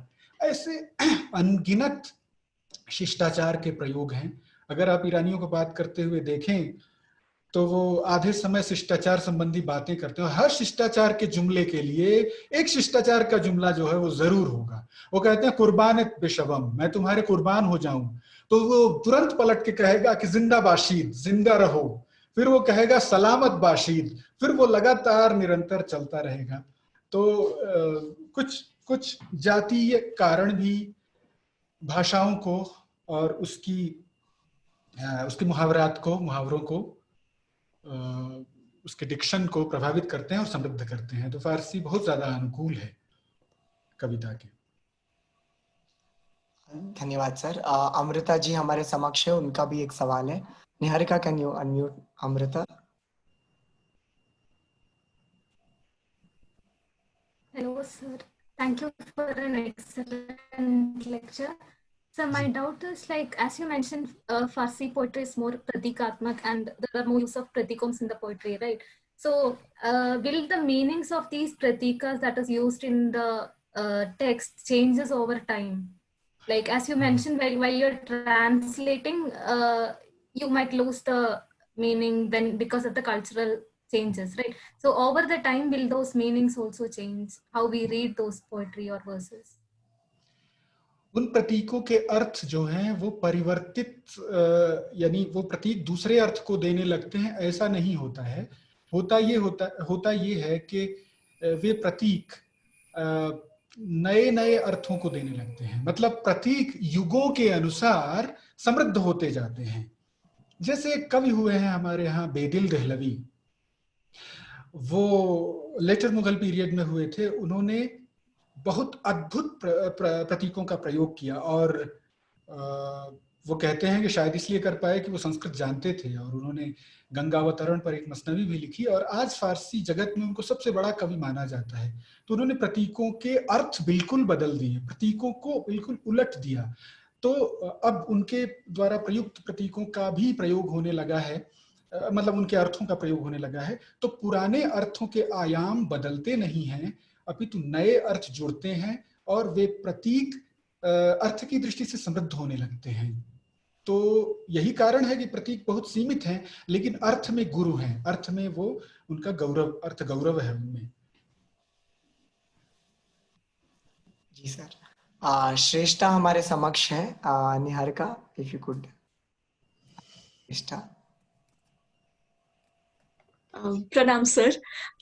मेरा बहुत ही मतलब छोटा सा प्रश्न है कि आप कौन से बुक्स या टेक्स्ट सजेस्ट करेंगे जो ट्रांसलेशंस आप जिससे मतलब समझेंगे कि बहुत एप्ट है और उनसे हम मतलब पर्शियन पोइट्री और पढ़ सके? क्योंकि हाल ही में अभी सोशल मीडिया स्पेशली ट्विटर पर ये चर्चा बहुत हुआ था कि जो कोलमन बर्ग्स की जो एक ट्रांसलेशन है एसेंशियल रूमी, तो वो काफी हद तक मतलब उस पे लोगों ने मतलब कहा कि ट्रांसलेशन सही नहीं है या बिल्कुल ही दिशा दूसरी तरफ ले जाते हैं, और आप भी अपने डिस्कशंस में ये पॉइंट्स ले आ रहे थे। तो आप प्लीज अगर मतलब कुछ अगर बुक्स या टेक्स्ट ऐसे सजेस्ट कर सके हमारे लिए, जो हम अगर जो इंटरेस्टेड हैं पर्शियन पोइट्री में, उससे एक स्टार्ट कर सके थोड़ा बहुत जानना और उसको अप्रिशिएट करना अच्छे से। अगर आप हिंदी में पढ़ना चाहें और हिंदी में ही पढ़िए, मैं तजवीज करूंगा। तो सबसे अच्छी जो है किताब मेरी खुद की लिखी हुई किताब है, माफ कीजिएगा, मैं अपना उसमें रूमी की 100 गजलों को का अनुवाद किया गया है और ट्रांसलिटरेशन हिंदी देवनागरी में ट्रांसलिटरेशन भी है, उनके छंदों का निर्देश भी किया गया है ताकि उनको सांगीतिक तौर पे पढ़ा जा सके, और फारसी का संक्षिप्त व्याकरण भी दिया गया है, शब्दकोश भी है। हिंदी में प्रत्यक्ष रूमी का अनुवाद नहीं किया गया। शायद आप केवल रूमी के बारे में चर्चा करनी है ना? नहीं, आप मतलब ओवरऑल भी बता सकते हैं। रूमी एज एन एग्जांपल, मतलब जो बहुत प्रख्यात हैं उस हिसाब से। उमर खयाम का एक अनंत नारायण शायद एक विद्वान हुए थे, अगर मैं भूल रहा हूँ, उन्होंने देशीय आंध्र में अनुवाद बहुत सुंदर किया, 2 तरह से अनुवाद किया। संस्कृत में भी दो अनुवाद किए। वो किताब फिर से छप गई है, इंटरनेट पे भी है। तो वो आंध्र में भी है, अंग्रेजी ट्रांसलेशन भी है। फिट्जजेराल्ड का भी संस्कृत अनुवाद किया है, और वो चूंकि स्वयं फारसी जानते थे इसलिए उन्होंने सीधे फारसी से भी खयाम का अनुवाद किया, और खयाम बहुत प्रसिद्ध हैं, तो उनका वो देखा जा सकता है। रूमी के लिए ये है। रूमी के किसी भी अंग्रेजी अनुवाद के बारे में बहुत सारे अनुवाद हुए हैं, मैंने उनका उपयोग नहीं किया, मैंने पढ़ा भी नहीं है, तो इसलिए उनके बारे में नहीं बता सकता। वो पुस्तक राजकमल से प्रकाशित है, निःशब्द नूपुर नाम से। इसका शीर्षक भी हमारे अग्रज डॉक्टर शंकर राजारामन जी ने दिया था, सुंदर सा। तो आप उसको देख सकते हैं। अगर आप चाहें तो उससे फारसी सीख भी सकते हैं। ये मेरा इस तरह से उसको डिवाइस किया गया है, रूमी रीडर के तौर पे किया गया है। अति उत्तम सर, धन्यवाद। मेरा बहुत ज्यादा लाभ हो गया अपनी किताब की कोई धन्यवाद sir. Now I would request Shankar sir to give his comments. Over to you, sir. Thank you, and thanks a lot, Shukla ji. It's a sahasa I am doing now to summarize your talk without even basic knowledge of Farsi. But I'll try my best to do. You started with commenting on the relationship between poetry and love, and made the remark that poetry is the language of love. You also spoke about the importance of knowing about symbols in a language to compose poetry in that language. Then you discussed about the historical factors that were responsible for the evolution of symbols in Persian poetry, the political, religious, as well as social circumstances in the background of the Islamic conquest, symbols such as idol worship or wine consumption, etc. You also spoke about how there is a prevalence of Rupakatishyokti, which is a type of metaphor, and how the absence of linga in both Visheshana and Kriyapada, that is the adjectives as well as in the verbs, supports this excessive use of Rupakatishyokti. You also made this comment that there is always a touch of Karuna, even in a verse that is replete with Shringara Rasa, and how poetry, Persian poetry, brings material as well as spiritual meanings together. This was a very important point that you made mention of. The Indian atmosphere did not meet with such circumstances, such religious, political, or social circumstances, and therefore Sanskrit poetry evolved in a completely different way when compared to Persian poetry. You presented some examples from Persian poets such as Hafiz, Ghalib. Some of these verses were very, as a Sanskrit person, I have never heard such ideas before. For example, where Ghalib makes this comment that even while discussing about God, we still refer to the wine.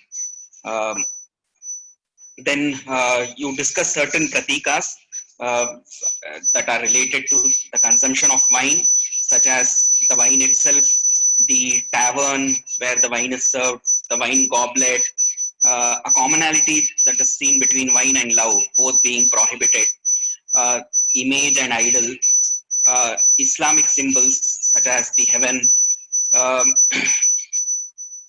nightingale, the lamp and the locust, heart and intellect, etc. And you also patiently answered the audience's queries. I was actually reminded of this exam when you were discussing about wine. I was remembering these verses from Mattavilasa Prahasana, where the Kapalika in fact bestows an Ashirvada upon Shiva, saying that Dirghayurastu Bhagavan sa Pinakapanihi. Let Pinakapani Shiva be long lived, because he has taught us a way to acquire moksha by consumption of wine. Eya sura yatama mukhamikshitavyam. Yeah, correct. So thanks a lot, Balram Shukla ji. Just one question from my side.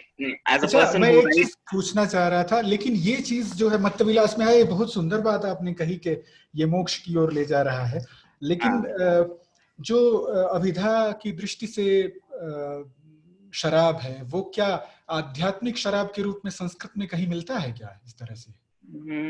Rarely, I think so. तंत्र के ग्रंथों में कहीं जैसे मद्यमांस वगैरह की चर्चा वो करते हैं केवल, लेकिन कविता में वो इस तरह से नहीं आता. कविता में yeah, not as a symbol for something else, but for example, Mankha in Shrikanta Charita, while describing the Madhuara Prasanga, which is description of the drinking party, makes some connections between wine and moksha, uses words like samarasya, etc., which are used otherwise in Kashmir Shaivism with reference to moksha. हाँ, तो शायद तंत्र का प्रभाव होगा वो उस तरह से. हाँ, probably, yeah, it must be प्रभाव of tantra. जैसे पंचमकार की चर्चा वो करते हैं. Yeah, correct, probably. My query was basically about Chitrakavya as the person who writes, composes Chitrakavya. Just a small query about whether such constrained poetry is present in Persian language, in Farsi poetry. यमक इत्यादि का तो बहुत सुंदर और अच्छा प्रयोग है, और अलंकार लेखन की शैली, जैसे हमारे यहाँ अलंकार जो है वो शब्दालंकार और शब्दालंकार भी श्रुति के आधार पर होते हैं. शब्दालंकार जो ऑर्थोग्राफी है उसके आधार पर नहीं होते हैं. चित्रकाव्य जो है वो ऑर्थोग्राफी से संभवतः उसका संबंध थोड़ा सा है, लेकिन फारसी कविता जो है उसमें कई अलंकार, फारसी काव्यशास्त्र में कई अलंकार ऐसे हैं जो लेखन की शैली के आधार पर भी होते हैं.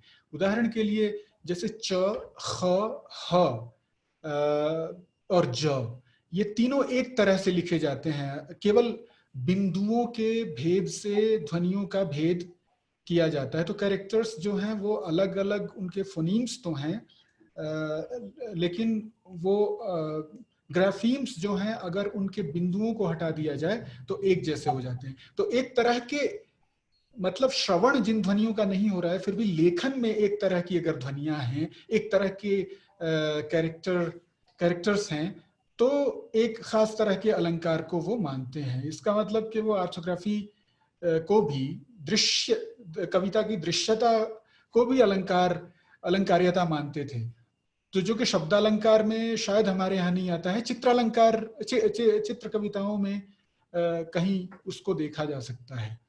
तो अन्यथा जो यमक इत्यादि चित्रकाव्य हैं, तो यमक और श्लेष इत्यादि तो सर्वत्र होते हैं, लेकिन उस तरह से जिस तरह से आप लिखते हैं या जिस तरह से हमारे महाकवियों ने चित्र कविताओं का लिखी, और चित्र कविता की इतनी समृद्धि जैसे हमारे यहाँ है, उस तरह से चित्र कविता की समृद्धि वहाँ नहीं है. शायद जिसका बहुत बड़ा कारण ये है, जो मैं कहना चाह रहा था अपने उसमें, कि संस्कृत और फारसी कविता में बहुत बड़ा अंतर यह है कि फारसी कविता अंतर्मन की कविता है. यद्यपि उसमें महाकाव्यात्मक चीजें भी हैं, प्रकृति की चीजें भी. अगर गजलों को देखें हम, तो वो प्रेम के बारे में और हृदय के कष्ट के बारे में ये सारी चर्चाएं उसमें ज्यादा आती हैं, और बहुत ज्यादा प्रदर्शन प्रियता जो है वो शब्दालंकार के ही परिप्रेक्ष्य में आती है. चित्र कविताओं का उतना समृद्ध विश्व जितना हमारे यहाँ है, वो वहां नहीं है. इसलिए आपका कोई प्रतिद्वंद्वी फारसी जगत में नहीं है. Thanks a lot, Balram ji. Now I request Meera to give the vote of thanks and talk a few lines about the forthcoming programs. Thank you, Shankar sir. Kavyalab was conceptualized as a multilingual platform, and Balram Shukla ji, one person we got Urdu, we got Sanskrit, we also heard the whole lecture in Hindi. So beautiful and creative and heart-touching, sir. So thank you very much. And I would like to thank Dr. Sankita Menon, Dr. Shankar sir for conceptualizing this platform, and all of you audience who asked such good questions. So like Shankar sir would say, so many Sahridayas here who asked very good questions. So thank you everybody. We have another upcoming session which will be Kavyalap Vaividhya, where we will have invited a panel of poets who will be presenting their poems, and we'll have a discussion which will follow it.